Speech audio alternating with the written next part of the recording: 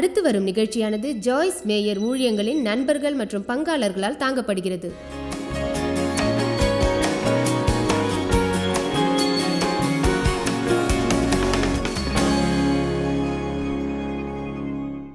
இவ்வார இறுதியில் வல்லமையான எண்ணங்கள் என்பதை குறித்து பார்த்து கொண்டுள்ளோம். இதுவரையில் எங்களோடு தொடர்ச்சியாக காணாதவர்களுக்கு என்று கூறுகிறேன்.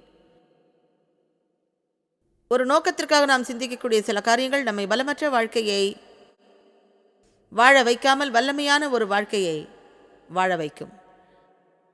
நம் சிந்தனையின்படி நாம் உருவாவோம் என்று வேதம் கூறுவதால் நம் எண்ணங்களை குறித்து நாம் மிக கவனத்தோடு இருக்க வேண்டி உள்ளது. 2 கொரிந்தியர் 4:5 எங்களுடைய போராயுதங்கள் மாம்சத்துக்கு ஏற்றவர்களாக இராமல் அரண்களை நிர்மூலமாக்குகிறதற்கு தேவ பலமுள்ளவைகளாக இருக்கிறது. 2 கொரிந்தியர் 4:5 சொல்கிறது, எங்களுடைய போராயுதங்கள் மாம்சத்துக்கு ஏற்றவைகளாக இராமல் அரண்களை நிர்மூலமாக்குகிறதற்கு தேவ பலம் உள்ளவைகளாய் இருக்கிறது. அவைகளால் நாங்கள் தர்க்கங்களையும் தேவனை அறிகிற அறிவுக்கு விரோதமாய் எழும்புகிற எல்லா மேட்டிமையையும் நிர்மூலமாக்கி எந்த எண்ணத்தையும் கிறிஸ்துவுக்கு கீழ்ப்படிய சிறைப்படுத்துகிறவர்களாய் இருக்கிறோம். இவ்வேத வசனங்கள் குறிப்பது என்னவென்றால், நாம் ஒரு யுத்தத்தில் இருக்கிறோம். நம்முடைய மனம்தான் போர்க்களம். ஆனால் நமக்கோ போராயுதங்கள் இருக்கிறது. அவை உலக சம்பந்தமான ஆயுதங்கள் இல்லை. அவை ஆன்மீகமான ஆயுதங்கள். அவற்றை கொண்டு மனமென்னும் மரணை கிழித்தெறிய முடியும். மேலும் அது கூறுகிறது, தவறான எண்ணங்களை நிர்மூலமாக்கி தீமையான கற்பனைகள், தத்துவங்கள் மற்றும் விவாதங்கள் இவை அனைத்தும் நம்முடைய மனதுக்கு எதிராக போர் தொடுக்கின்றன. மேலும் இது நம்முடைய கடமையாக இருக்கிறது. தீமையான எண்ணங்களையும் நிர்மூலமாக்கி எந்த ஒரு எண்ணத்தையும் கிறிஸ்துவுக்கு கீழ்ப்படிய சிறைப்படுத்த வேண்டும். நீங்கள் செயலற்றவர்களாக இருக்கக்கூடாது. தீமையான எண்ணங்கள் இல்லாமல் இருக்கலாம் என்று ஆசிக்கக்கூடாது. தீமையான எண்ணங்களே வரக்கூடாது என்று நம்பிக்கை வைக்கக்கூடாது. யாரேனும் நீ தீமையான எண்ணங்களை கொண்டிராத வகையில் மந்திரமான பிரசங்கம் தரக்கூடும் என்று காத்திருக்கக்கூடாது. சத்தியம் எது என்பதை நீ கற்றுக்கொள்ள வேண்டியிருக்கிறது. ஒவ்வொரு முறையும் ஆவியானவர் உன்னுடைய எண்ணங்கள் தேவ வார்த்தையை ஒத்ததாய் இல்லை என்று அறிவுறுத்தும் போதும் நீ அம்மாதிரியாக எண்ணுவதை நிறுத்திவிட்டு அந்த எண்ணங்களை கிறிஸ்துவுக்கு கீழ்ப்படிய சிறைப்படுத்தி நன்மையான காரியங்களை எண்ணும்படியாக தேர்ந்து கொள். ஒருவேளை தீமைகளை நிர்மூலமாக்கி நல்லவைகளை தேர்ந்தெடுத்து கொள்ளாவிட்டால் நீ யுத்தத்தை எதிர்கொள்வாய். ஏனென்றால் வெற்றிடம் சாத்தானுடைய இடம். ஆகவேதான் அநேக நேரங்களில் அஜாக்கிரதையாக காரை ஓட்டி செல்கையில், எதனை குறித்தும் சிந்தனையற்ற செல்கையிலே எத்தனை சீக்கிரத்தில் எதிரி அந்த வெற்றிடத்தை சிறைப்படுத்தி அனைத்து வகையான குப்பைகளாலும் உன் தலையில் நிரப்ப ஆரம்பிப்பான் என்பதே நம்மை வியப்புக்கொள்ளாக்கும். நன்மையான காரியங்களை காலம் கூடுவதற்கு முன்னரே சிந்திக்க தொடங்கினால் சோதனையை வெல்லுவதற்கு நாம் ஆயத்தமாயிருப்போம் என்றே நம்புகிறேன். பூமியில் உள்ளவைகளை அல்ல, மேலானவைகளே நாடுங்கள் என்று கொலோசையர் 3:2 கூறுகிறது. அது மிக மிக முக்கியமானதொரு வேதவசனம். வேறு வார்த்தையில், உன் ஜீவியத்தில் நீ சந்திக்கப் போகும் வெவ்வேறான சூழ்நிலைகளுக்கு எவ்வாறாக பிரதிபலிக்கப் போகிறாய் என்று முன்கூட்டியே உன் மனதை தயார்படுத்து. 7 வகையான வல்லமையான எண்ணங்களை பார்த்துவிட்டோம். இந்த இறுதி 3 வகைகளை இன்று காண இருக்கிறோம். நாம் இதுவரையில் கண்டவைகளை குறித்து தேவனிடத்தில் நீங்கள் தியானிப்பதாய் நம்புகிறேன். தேவனிடமாய் நான் சரியாய் நின்று கொண்டிருக்கிறேன். பயத்தை குறித்து நான் தலைவணங்க மாட்டேன். நான் செய்ய தேவையாயிருக்கிற எதையும் நான் செய்யக்கூடியவனாயிருக்கிறேன். எல்லா நேரங்களிலும் நிச்சயமான மனோநிலையை கொண்டிருக்கிறேன். ஆயத்தமாக தேவனுக்கு கீழ்ப்படிய முடிகிறது. என்னுடைய உணர்ச்சிகளை வைத்து நான் தீர்மானங்களை எடுப்பதில்லை. மிகுந்த தாராளமாயிருக்கிறேன். நான் பேசுவதையெல்லாம் குறித்து மிகுந்த கவனத்துடனே இருப்பேன். உங்களில் யாராவது கடன் தொகையை சிரத்தையாக அடைத்துக் கொண்டிருக்கிறீர்களா? அதையும் ஒரு நோக்கத்தோடு நினைத்து கொண்டிருக்கிறீர்களா? யாரெல்லாம் இவ்வாறு நினைக்கிறீர்கள் என்று கை உயர்த்துங்கள் பார்ப்போம். சரி, அது மிக சிறந்த காரியம். இந்த அறையில் உள்ள நபர்களுக்கு ஒப்பிடுகையில் இது மிகவும் பிரதாபத்துக்குரியதொரு எண்ணிக்கை. அம்மாவை பாருங்க.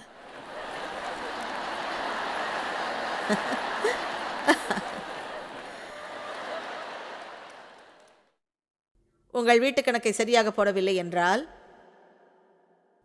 உங்கள் வாழ்க்கை மேன்மையடையப் போவதில்லை. ஆமென். நீங்கள் என்ன செய்ய வேண்டும் என்று நான் கூறுவதை கேட்டால் மட்டும் மேன்மையாக போவது இல்லை. ஒரு காகித துண்டில் இவற்றை எல்லாம் குறித்து எழுதுங்கள். உங்கள் கண்கள் முன் வைத்து அவற்றை வாசியுங்கள். அவற்றை சத்தமாய் கூறுங்கள். இதை அறிந்து கொண்டு காகித துண்டின் துணை இல்லாமலேயே அவற்றை பற்றி தியானிக்க தொடங்கி விடுவீர்கள்.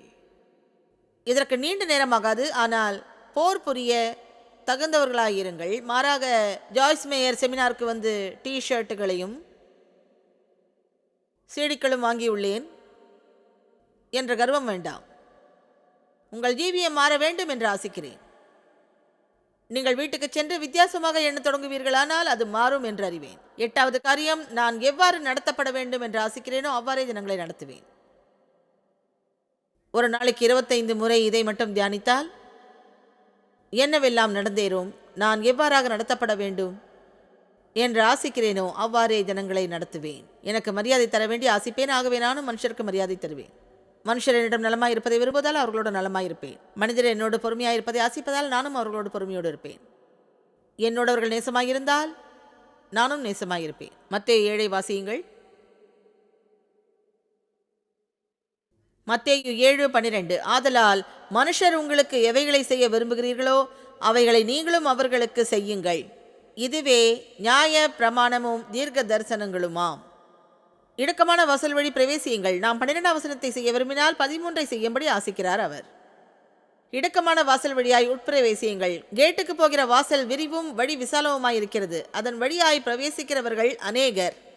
விசாலமான வாசலில் சரீர சம்பந்தமான நடவடிக்கைகளுக்கென உங்களுக்கு அநேக இடங்கள் ஆயத்தமாயுள்ளன.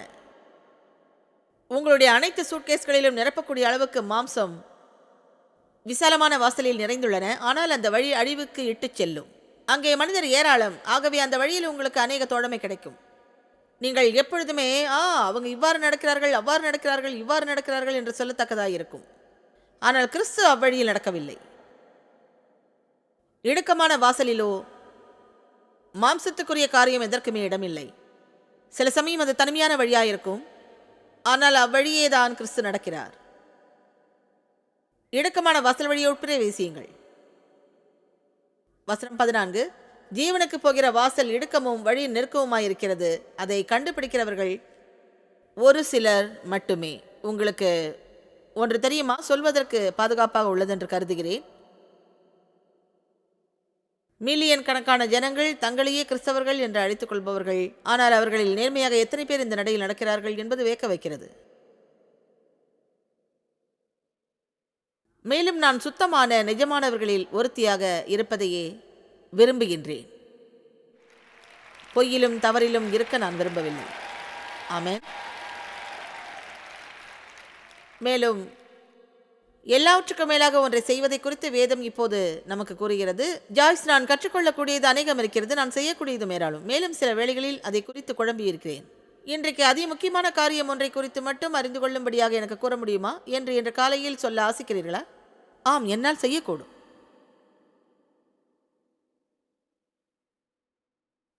ஒன்று பேதுரு 4:8 எல்லாவற்றுக்கும் மேலாக. ஆக இப்படி செய்யுங்கள். நீங்கள் செய்யக்கூடிய ஒரு காரியம், எல்லாவற்றுக்கும் மேலாக ஒருவரில் ஒருவர் ஊக்கமான அன்புள்ளவர்களாயிருங்கள். அன்பு திரளான பாவங்களை மூடும். நாம் எல்லோருமே செய்ய வேண்டிய முக்கியமானது எதுவென்றால் மனுஷர்களை உடனடியாக மன்னிப்பதுதான். ஏனென்றால் நம் அனைவருக்குமே நம்முடைய சொந்த ஜீவியத்தில் ஏராளமான மன்னிப்பு தேவைப்படுகிறது. கடின இதயம் கொள்ளாதீர்கள். அளவுக்கு அதிகமாக பூரணமாய் செய்து முடிப்பவர்களாயிராதீர்கள். எல்லா நேரங்களிலும் மற்றவர்கள் நீங்கள் நினைத்தது போல காரியங்களை செய்து முடிக்காத போது மிகுந்த வருத்தப்படுகிறீர்கள். இரக்கத்தோடு இருங்கள். மனிதத்தன்மையுடன் இருக்குமாறு மற்றவருக்கு இடம் கொடுங்கள்.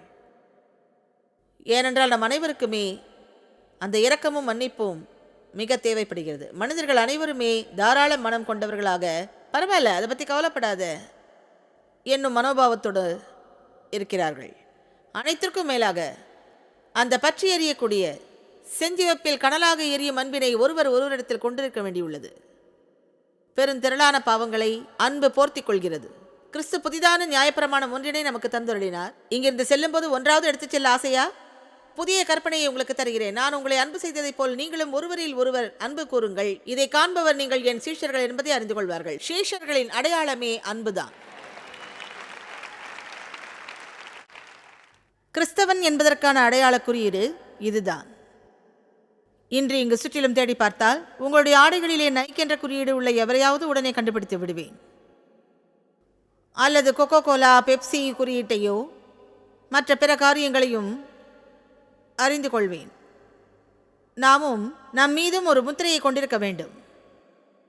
நிஜமான ஒரு கிறிஸ்தவனின் முத்திரை என்பது செஞ்சிவப்பில் எரிந்து கனலும் அன்பில் நடைபயின்று மற்ற அனைவருக்கும் உதவுவதில் பிஸியாய் இருந்து கொண்டும் ஆவியானவரின் கனிகளுடனே நடந்து கொண்டும் இரக்கமும் தாராள மனமும் உள்ளவர்களாக இருந்து கொண்டு மற்ற மனுஷர்களை அவர்களை நடத்த வேண்டிய விதமாக நடத்தி மரியாதையோடு மூர்க்கதனம் இல்லாமல் தோழமையோடு நீங்களாகவே செய்ய வேண்டிய எளிதான காரியங்களை செய்யுங்கள். பரிசேயர்கள் சிலர் இயேசுவிடம் வந்து நியாயப்பிரமாணங்களிலேயே எளியதும் கடினம் உள்ளவை எவை என்று அறிந்து கொள்ளுமாறு வினவினர். விரிவாக்கத்தில் இவ்வாறாகவே சொல்லப்பட்டிருக்கிறது, கடினமான வார்த்தையை எங்களுக்கு கூறுங்கள். இன்று உங்களுக்கு ஆழமான மற்றும் கடினமான வார்த்தை வேண்டுமா? இயேசு மறுமொழியாக, இதோ இருக்கிறது நான் சொல்லக்கூடிய மிகுந்த கனமுள்ளதான வார்த்தை, நான் கற்றுத்தரக்கூடிய ஆழமுள்ளதான காரியம். உன் தேவனாகிய கர்த்தரிடத்தில் உன் முழு இதயத்தோடும் ஆத்மாவோடும் மனதோடும் அன்பு கூறு. உன்னிடத்தில் நீ அன்பு கூறுவது போல் பிறரிடத்திலும் அன்பு கூறு.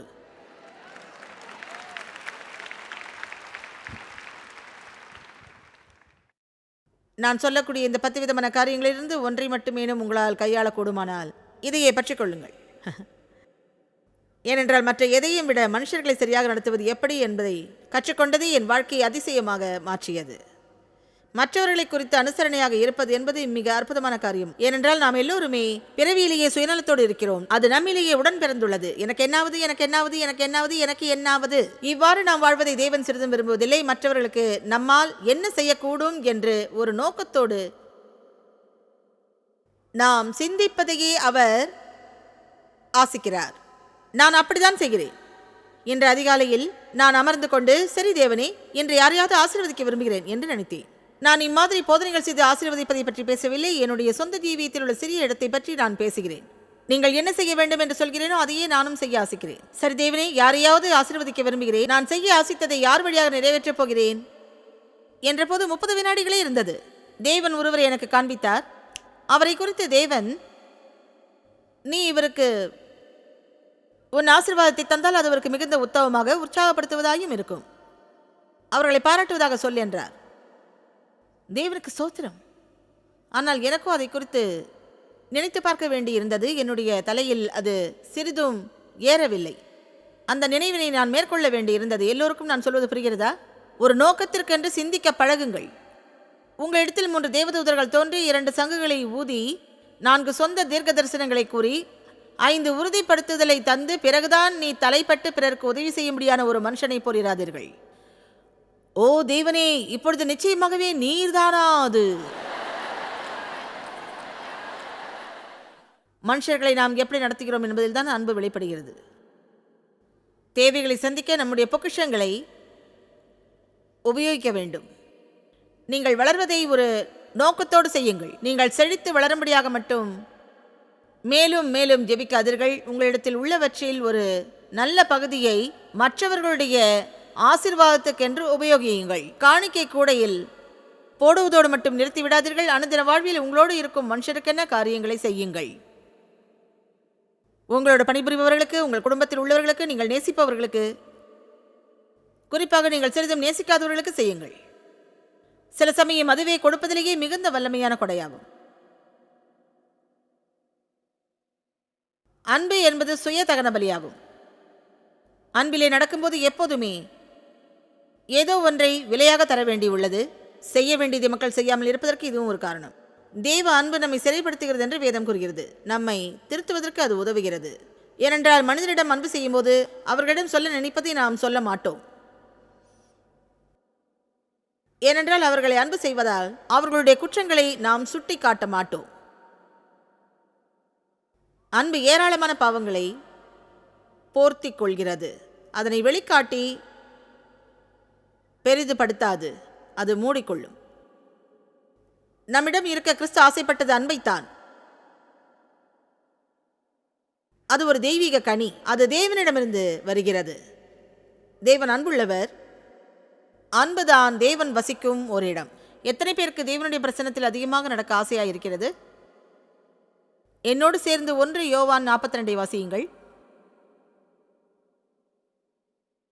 உண்மையை சொல்லப்போனால் நான் தேவனுடைய பிரசன்னத்தை தேடி இருக்கிறேன். அவருடைய பிரசன்னத்தை தேடி ஏராளமான புத்தகங்களை வாசித்திருக்கிறேன். தெய்வ பிரசன்னத்தில் நடப்பது எப்படி என்று அநேக புத்தகங்களை வாசித்திருக்கிறேன். உங்களுக்கு தெரியுமா, சில நேரம் நாம் நிஜமாகவே ஆன்மீகம் உள்ளவர்களாய் தேவ பிரசன்னத்திலே இருந்து ஒரு அறையினுள்ளே சென்று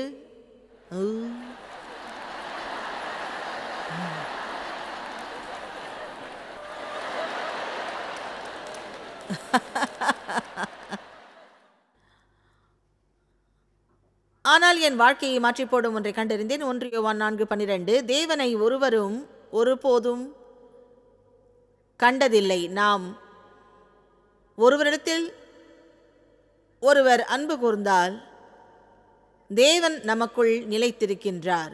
அவருடைய அன்பும் இங்கு அவர் சொல்வதை தவறவிடாதீர்கள். நாம் ஒருவரை ஒருவர் அன்பு கூர்ந்தால் தேவன் நம்மில் நிலைத்திருக்கிறார். தேவன் இருக்கிறார்.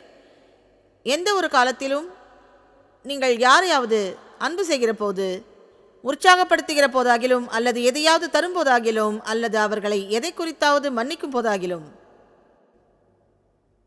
அங்கே தேவன் இருக்கிறார். தேவன் பிரசன்னத்தில் நடைபயில விரும்புகிறீர்களா? செஞ்சிவப்பில் கனன்று எரிந்து அன்பிலே கலந்து நட. ஏனென்றால் எல்லா நேரங்களிலும் ஏதாவது ஒன்றை செய்யும் போதும் அன்பில் செய்வது தேவன் அங்கே இருக்கிறார். தேவ பிரசன்னத்திலே நீ வாழ்வதற்கு இதுவே மிகச்சிறந்த வழி. தேவனுடைய பிரசன்னத்தில் இருப்பதற்கு ஆன்மீக பக்கமும் உள்ளது. ஆம், அறிந்திடுங்கள், தேவனுடைய பிரசன்னத்திலே அமர்ந்திருக்கும் அமைதியான தருணங்களை நாம் அனுபவிக்கிறோம். ஆனால் உண்மையில் அம்மாதிரியான பிரசன்னத்திலிருந்து ஊறிப்போவது நம்மை செயலாற்ற தயார்படுத்துகிறது என்றே நினைக்கிறேன். ஆகவே அந்த அன்பையும் நாம் உணர்ந்த பிரசன்னத்தையும் மாற்றி வழக்கத்திலே செயல்படுத்துவோம். அங்கேயே அமர்ந்து கொண்டு சூப்பர் சமயமயமாய் ஆவதை விட்டுவிட்டு சாதாரணமாகவே வெளி உலகிற்கு சென்று எதையேனும் செயலாற்றுவோம்.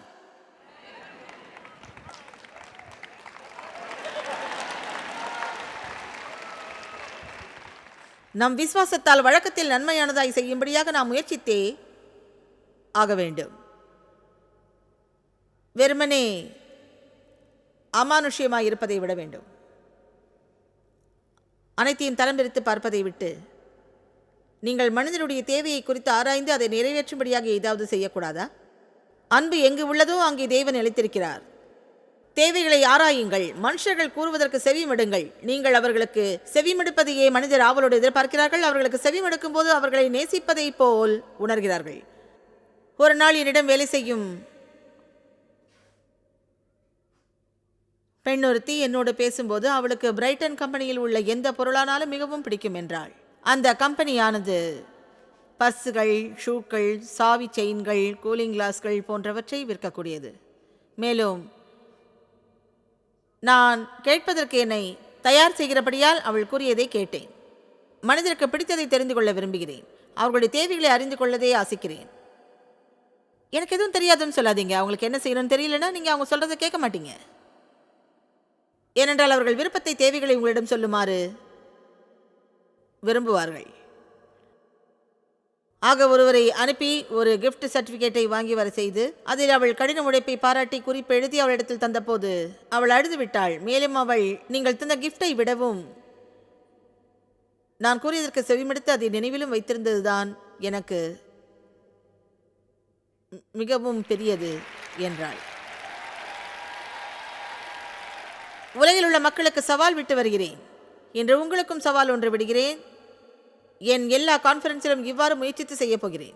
நேர்மையோடு உங்களுடைய இருதயத்திலும் தேவனுக்கு முன்பாகவும் ஒவ்வொரு நாளுமே மற்றவர்களுக்கு என்ன ஏதேனும் ஒரு காரியத்தை செய்வதாக நீங்கள் அனைவரும் வாக்களிப்பீர்களா? இப்படி வாக்களிக்க எத்தனை பேர் தயார்? ஏதாவது ஒன்றை செய்வதை குறித்து அனுதினமும் ஒரே ஒரு காரியமாகிலும் செய்ய. இப்போது கவனியுங்கள், இது மிக எளிமையாக தெரிகிறது. ஆனால் நான் உங்களுக்கு சொல்கிறேன், அதை செய்யும்படியாக எத்தனைத்தால் அதனை குறித்து சிந்திக்க வேண்டியுள்ளது.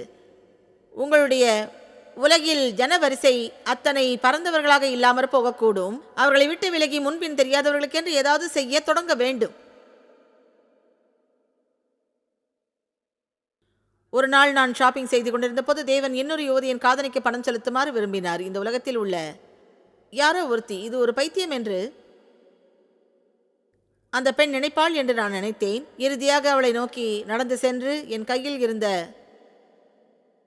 பணத்தை நீட்டி, நான் ஒரு கிறிஸ்தவள், இன்றைக்கு தேவன் உன்னை ஆசீர்வதிக்க ஆசிப்பதாக உணர்ந்தேன். அவர் உன்னை நேசிக்கிறார் என்று நீ அறிந்து கொள்ளவே இந்த பணம் என்றேன்.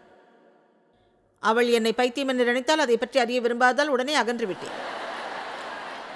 மேலும் சில பல மாதங்களுக்கு பிறகு நான் கேள்விப்பட்ட கதையில் என்னை டிவி வழியே பார்த்தறிந்த ஒருவருடன் தான் அன்றைக்கு அந்த அம்மா கடையில் இருந்திருக்கிறார். இந்த அம்மாவின் பக்கத்து வீட்டுக்காரர் என்னை குறித்து, நீ இந்த பெண்மணியை டிவியில் பார்க்க வேண்டும், உனக்கு தெரியுமா இதெல்லாம் போதிக்கிற ஒரு கூட்டம், பணம் பிடுங்கிறது தான் குறியா இருப்பாங்க என்று என்னவெல்லாமோ பேசியிருக்கிறார். அதற்கு அந்த பெண்ணோ, ஓ நோ நோ, இந்த பெண்மணி உண்மையானவர்கள், அவங்க எனக்கு என்ன செஞ்சாங்கன்னு கேளுங்க என்று கூறி கடையிலே அவளிடம் சென்று நான் காதணிக்கு காசு கொடுத்த கதையெல்லாம் கூறியிருக்கிறாள். அம்மனிதரோ என்னை தொடர்ந்து பிரசங்கிப்பதை கேட்டு ரட்சிப்புக்குள் வந்தார்.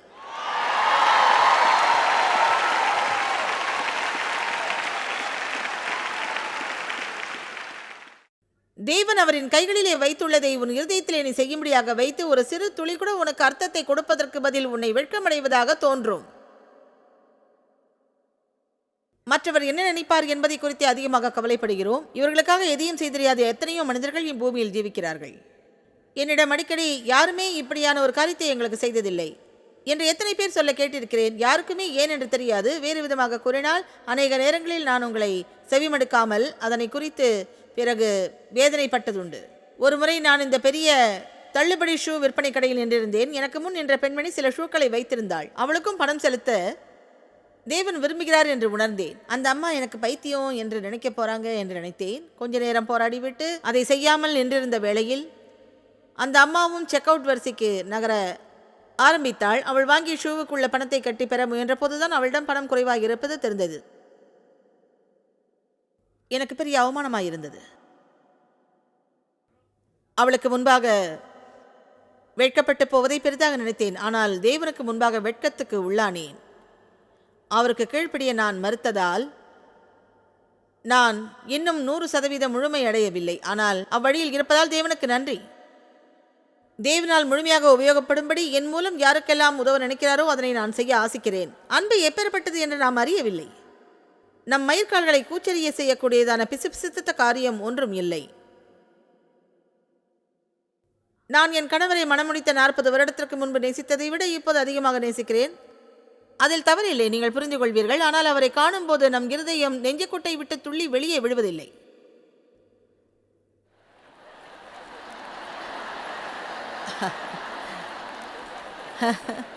அவர் கூறினார், உண்மையை சொன்னால் தேவ் என் அருகே வந்து என்னை கட்டி அணைக்கும் போது நன்றாகத்தான் இருக்கிறது, அருமையாக இருக்கிறது. ஆனால் அதற்காக இதுதான் அன்பு என்றல்ல. அன்பு என்பது இதைவிட மிக மிக ஆழமான ஒன்று. அன்பானது காரியங்களை செய்யும்படியாக நடத்துகிறது.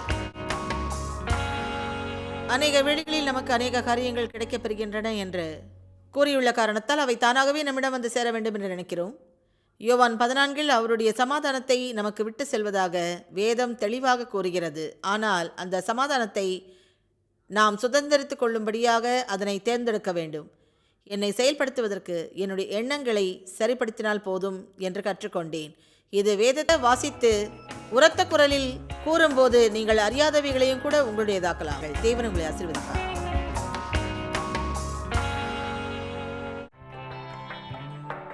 பங்காளர்களுக்கும் எங்களது நன்றியையும் பாராட்டுகளையும் தெரிவிக்கிறோம். ஒன்றாய் இணைந்து நாம் பசியுள்ளவர்களை போஷித்து உடைகளை கொடுத்து தேசங்களுக்கு சுவிசேஷத்தை சொல்லி வருகிறோம்.